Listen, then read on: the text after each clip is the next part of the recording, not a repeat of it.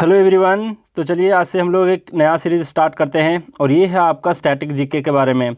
Static GK हम लोग बहुत ही अच्छे तरीके से पढ़ेंगे और जो लोग न्यू हैं पहली बार देख रहे हैं वो जान लें कि पर्सनल गाइडेंस है क्या। तो पर्सनल गाइडेंस के तहत आपको करना क्या है, इस नंबर पे व्हाट्सएप पे मैसेज करना है और इस पे मैं करता हूँ कि वोकैबलरी के लिए पर्सनली लोगों को गाइड करता हूँ, तो आप भी इसका फ़ायदा उठाएँ।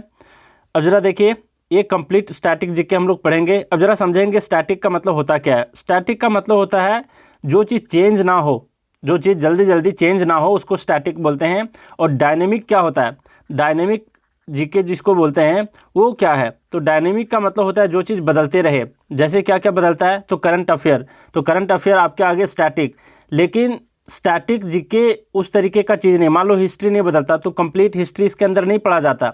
स्टैटिक जीके को डिफाइन किया जाता है जैसे कि जो चीज़ डिफ़िकल्ट हो याद करने में, जैसे बहुत सारे लिस्ट बने होते हैं। जैसे कि मान लिया जाए इंपॉर्टेंट बैटल्स है, आज तक इंपॉर्टेंट बैटल्स क्या हुआ है तो उसके बारे में एक लिस्ट होता है। और जैसे 1 2 3 ऐसे करके जो लिस्ट होता है बहुत सारा, तो उन सारे चीज़ों को पढ़ते हैं एक साथ ताकि याद हो अच्छे तरीके से और उस पर ज़्यादा फोकस किया जाए। तो स्टैटिक जीके पर ज़्यादा फोकस किया जाता है, चाहे यूपीएससी का स्टूडेंट हो या फिर आपके स्टेट पीसीएस के एस्पिरेंट हो या फिर रेलवे के हों, एसएससी सीजीएल के हों। स्टैटिक जीके सबके लिए इम्पोर्टेंट होता है। और जैसे ये पोर्शन जो है वो बैंकिंग में भी काम आते हैं। स्टैटिक जीके ये बैंकिंग का भी पोर्शन होता है, लेकिन बैंकिंग में जैसे हिस्ट्री नहीं पढ़ना होता, ज्योग्राफी पॉलिटी ये सब बहुत ज़्यादा डिटेल में नहीं पढ़ना होता, लेकिन ये सारे स्टैटिक जीके जो होते हैं वो ज़रूर पढ़ना होता है। तो आप लोगों को करना क्या है कि इस पर ज़्यादा फोकस करना है, चीज़ों को याद करना है। ये सारी चीज़ें ज़्यादा कन्फ्यूजिंग होती है, तो इसी को हम लोग देखेंगे और बहुत ही अच्छे तरीके से ट्रिक के साथ और मैप के साथ और जितने भी जेन्युइन तरीके होते हैं सबको फॉलो करते हुए हम लोग पढ़ेंगे और याद करने की कोशिश करेंगे। जिसको ट्रिक से याद होते हैं मैं ट्रिक बता दिया करूँगा, जिसको थोड़ा सा क्लू से याद हो जाता है कि उस क्वेश्चन में ही कैसा क्लू छुपा हुआ है तो उससे आपको पकड़ना आना चाहिए। और फिर जो होता है ना, क्लू कहने का मतलब है कि एक उसका कनेक्शन डायरेक्ट होता है आपके आईक्यू लेवल से कि आप उसी चीज़ों में से आंसर को पहचान पाते हो या नहीं, या फिर कोई अपना अंदर से एक इंट्यूशन जो होता है, खुद का इंट्यूशन होता है, एक जो अंतर्दृष्टि होती है, उससे आप कैच कर पाते हो कि नहीं कि इसमें कोई चीज़ छुपा हुआ है, क्या मैं इसमें से क्लू निकाल सकता हूँ, क्या उसी चीज़ में से आंसर ढूंढ सकता हूँ। तो उस तरीके को भी मैं बताऊँगा, ट्रिक भी बताऊँगा जहाँ ज़रूरत पड़ी, और मैप के थ्रू भी बहुत सारी चीज़ों को डिस्कस कर दूंगा ताकि आप अच्छे तरीके से याद कर पाएँ। आपको करना क्या है कि इस वीडियो को ज़रूर लाइक करना है और मैं बहुत सारा टॉपिक लाऊंगा स्टैटिक जीके के अंदर, जितने हैं एक भी नहीं छोड़ूंगा। और अभी फ़िलहाल कुछ टॉपिक जो होंगे आपके वो होंगे मोस्ट कंफ्यूजिंग स्टैटिक जीके। इसमें क्या होता है कि लोग बहुत जल्दी कंफ्यूज कर जाते हैं कि क्या चीज़ एक दूसरे से मतलब कॉन्ट्राडिक्ट करने लगता है कई बार दिमाग में कि भाई ये होना चाहिए या ये होना चाहिए। तो इन सारी चीज़ें जो हैं वो कंफ्यूजिंग स्टैटिक जीके के अंदर हम लोग कवर करेंगे। अब ज़रा देख लीजिए आज का फर्स्ट टॉपिक है वो क्या है। तो फर्स्ट टॉपिक है union territory of Puducherry has 4 districts. जानते हैं हम लोग पुडुचेरी के कितने डिस्ट्रिक्ट हैं, तो 4 हैं। लेकिन क्वेश्चन में कई बार पूछता है कि बताइए माहे नाम का जो डिस्ट्रिक्ट है वो पुडुचेरी का है और माहे इज़ बाउंडेड बाय, ऐसे पूछा जाता है, माहे is bounded by which of the following state. तो इस तरीके से पूछे जाते हैं।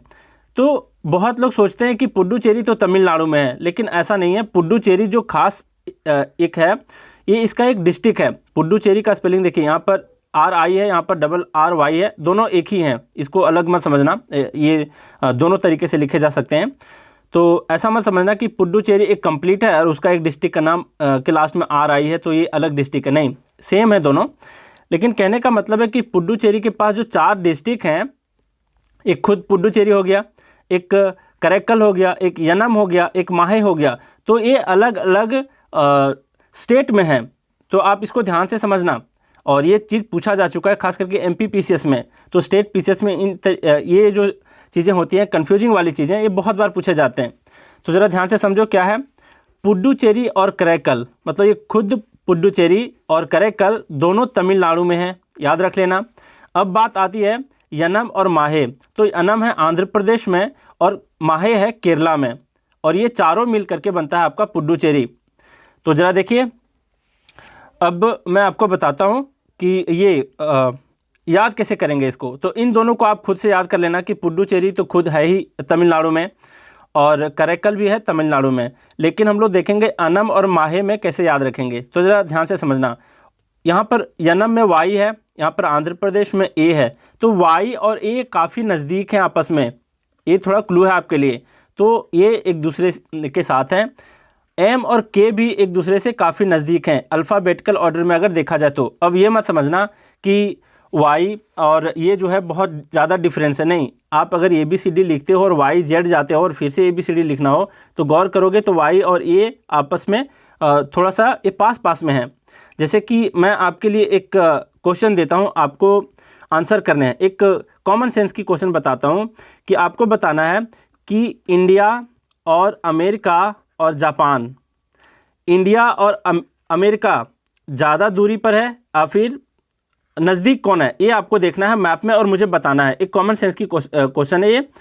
तो इंडिया और अमेरिका और जापान, मतलब इंडिया से एक व्यक्ति जाना चाहता है अमेरिका और जापान से भी एक व्यक्ति जाना चाहता है अमेरिका। तो बताओ कि सबसे कम दूरी किसके लिए पड़ेगी? तो ये आपको आंसर देने हैं कि इंडिया और अमेरिका और जापान और अमेरिका इन दोनों में डिस्टेंस सबसे कम किसका है। तो ये आपके लिए क्वेश्चन है, कॉमन सेंस के क्वेश्चन आप लोग मैप में देख करके बताओगे मुझे कमेंट में। तो अनम और आंध्र प्रदेश कैसे याद रखने हैं, माहे और केरला कैसे याद रखने हैं, ये मैं बता दिया। अब जरा मैप पे देख लो कि कैसे कैसे ये चारों डिस्ट्रिक्ट होते हैं। तो जरा ध्यान से देखना, ये है आपका आंध्र प्रदेश का यनम है ये, और माहे जो है केरला में है, ये है आपका केरला। पुडुचेरी और करैकल दोनों किस में है? तो तमिलनाडु में, ये है आपका तमिलनाडु। तो ये दोनों यहाँ पर स्पॉटेड हैं, ज़रा देखो। और यनम है आंध्र प्रदेश में, माहे है केरला में। तो मैप के थ्रू आप लोग देख लिए। अब हम लोग सेकेंड टॉपिक पढ़ने जा रहे हैं, वो बहुत कन्फ्यूजिंग है, ज़रा ध्यान से समझना। ये जो है मेन इंपॉर्टेंट टॉपिक इसी को मानता हूँ क्योंकि इससे ज़्यादा क्वेश्चन पूछे जाते हैं और कई बार पूछे गए हैं एग्जाम्स में, स्टेट पीसीएस में खास करके। तो यूनियन टेरिटरीज गवर्न और एडमिनिस्ट्रेड बाय ऐसे पूछा जाता है। यूनियन टेरिटरीज़ का 4 ऑप्शन दे देता है और पूछा जाता है कि इनमें से गवर्नर कहाँ पे होते हैं या फिर एडमिनिस्ट्रेटर कहाँ पे होते हैं। तो इसके बारे में हम लोग ज़रा समझेंगे। अब ज़रा देखिए, सबसे पहली बात, कॉमन क्वेश्चन जो है कि how many union territories are there in India in 2020, मतलब अभी 2020 में कितने यूनियन टेरिटरीज़ हैं? तो 8 हैं। इसको गलती से मत समझ लेना 9 है। कई लोग अभी भी कंफ्यूज्ड हैं कि 9 है, तो 9 क्यों नहीं है ये मैं बता रहा हूँ। क्योंकि दादर एंड नगर हवेली पहले एक सेपरेट था, दमन और दीव पहले एक सेपरेट था, ये दोनों आपस में सेपरेट थे।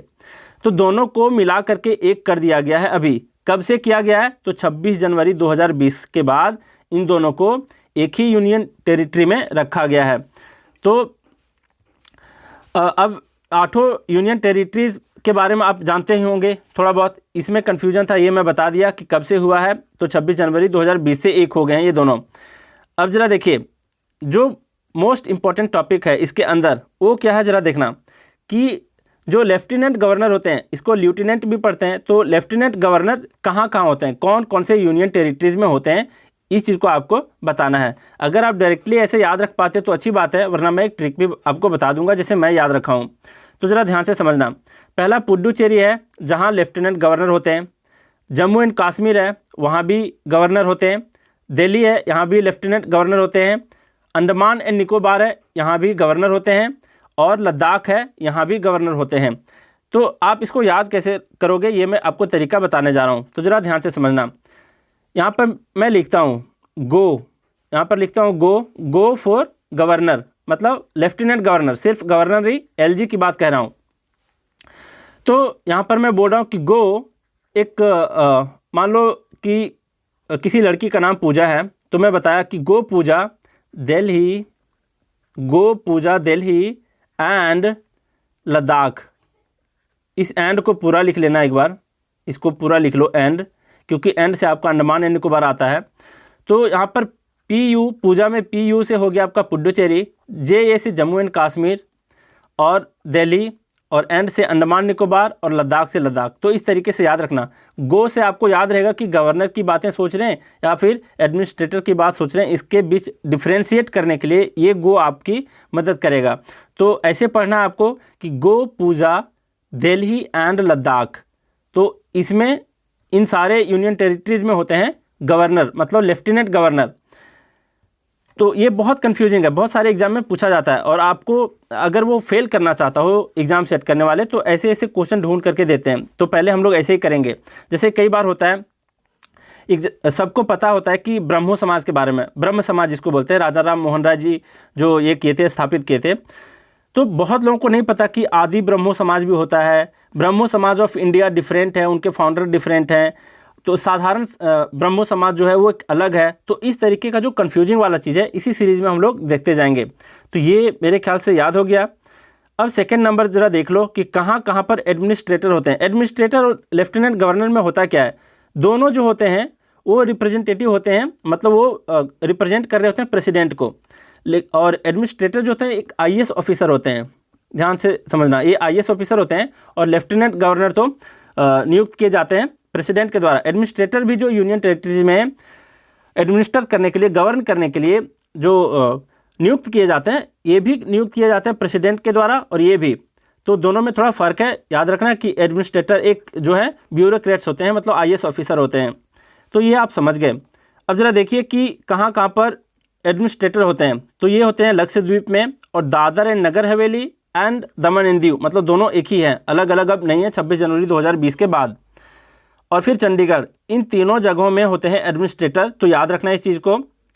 कैसे याद रखोगे, तो आप लोग एलडीसी का एग्ज़ाम देते हो, लोअर डिवीज़न क्लर्क का, तो एलडीसी से याद रख लो एक न्यूमोनिक्स के तरीके से। तो कोई पूछेगा कि इस ग्रुप का एडमिन कौन है, एडमिन कौन है। मान लिया जाए कोई मंत्रालय में बहुत सारे काम करने वाले जो ऑफिसर हैं, एलडीसी हैं, यूडीसी हैं, तो उसमें पूछना है कि एडमिन कौन है इस ग्रुप का, तो आपको बताना है एलडीसी। मतलब एडमिन जो है वो कौन है, एलडीसी। मतलब लद्दाख, यहाँ पर लद्दाख नहीं है, एल से लद्दाख मत समझना, लद्दाख यहाँ हो चुका है, यहाँ पर है आपका लक्षद्वीप, और फिर है डी से दादर एंड नगर हवेली, यहाँ दिल्ली मत समझना। इस चीज़ में मैं थोड़ा सा बता दिया हूँ ताकि आप बाद में कंफ्यूज ना करो। और फिर है यहाँ पर सी से चंडीगढ़। तो एडमिन कहाँ कहाँ होते हैं, LDC, L for Lakshadweep, D for Dadra and Nagar Haveli and Daman Diu, और सी फॉर चंडीगढ़। तो एडमिन एलडीसी से याद रख लेना कि एडमिनिस्ट्रेटर कहाँ कहाँ होते हैं। जो लोग जैसे अभी न्यू है ना, जो कभी नहीं पढ़े हैं हिस्ट्री, ज्योग्राफी, पॉलिटी, तो उनको क्या लग रहा होगा कि ऐसे क्वेश्चन पूछे जाते हैं क्या। हाँ, ऐसे क्वेश्चन पूछे जाते हैं, और बहुत बार पूछे जाते हैं, और कन्फ्यूजिंग भी है। जैसे मान लिया जाए कई सारे मेरे स्टूडेंट्स हैं जो 12th पास हैं, उनके अंदर इतने सारे क्वेश्चन होते हैं ना, मतलब उसे अगर कहा जाए कि भाई आप ना एक काम करो, हिस्ट्री को पढ़ लो लूसेंट से, तो कहेंगे कि लूसेंट में कौन सा लूसेंट, ग्रीन वाला लूसेंट, येलो वाला लूसेंट, कौन सा लूसेंट, फिर उसको बताओ येलो वाला, तो पूछेंगे कहाँ से खरीदें, पटना से खरीदें, रांची से खरीदें, दिल्ली से खरीदें, कहाँ से खरीदें। तो इस तरीके के क्वेश्चन जो होते हैं ना, उन लोग बहुत ज़्यादा मतलब बहुत ज़्यादा कंफ्यूज होते हैं, और अजीब अजीब क्वेश्चन भी पूछते हैं। तो उन लोगों से कहना चाहता हूँ कि आप लोग एकदम पेशेंस होकर के जो आपके टीचर कहते हैं फॉलो किया करो और पढ़ा करो, बहुत फ़ायदा होगा। और जो ग्रेजुएट हैं वो तो खुद ही समझ चुके होते हैं कि हाँ मुझे कहाँ से पढ़ने हैं, कैसे फॉलो करने हैं। तो ऐसी बात है। तो ऐसा मत समझना कि ये सारे क्वेश्चन नहीं पूछे जाते, बहुत बार पूछे जाते हैं और पूछे भी गए हैं। तो आप यहाँ समझ गए दोनों में कि लेफ्टिनेंट गवर्नर किस में होते हैं और एडमिनिस्ट्रेटर किस में होते हैं। एक और जो कन्फ्यूजिंग वाला चीज़ है ये वाली बात कि ये सारे यूनियन टेरिटरीज में 8 यूनियन टेरिटरीज जो हैं, तो कहाँ कहाँ सीएम भी हो सकते हैं। जैसे अभी जम्मू एंड कश्मीर में कोई सीएम नहीं है, यहाँ पर चुनाव नहीं हुआ है अभी, तो इन तीनों में हो सकते हैं। मतलब दिल्ली, जम्मू एंड कश्मीर और पुडुचेरी, मतलब यहाँ पर इलेक्शन हुआ करता है सीएम का। तो इस चीज़ को भी आपको याद रखना है, इसका कोई ट्रिक नहीं है, आप खुद ही समझ लो। आप पुडुचेरी के बारे में कई बार सुने होंगे न्यूज़ में कि हाँ यहाँ पर सीएम होते हैं, दिल्ली में तो केजरीवाल हैं, सुने होंगे। जम्मू एंड कश्मीर में भी होना है, ये भी आप जान लो, लद्दाख में नहीं होना है।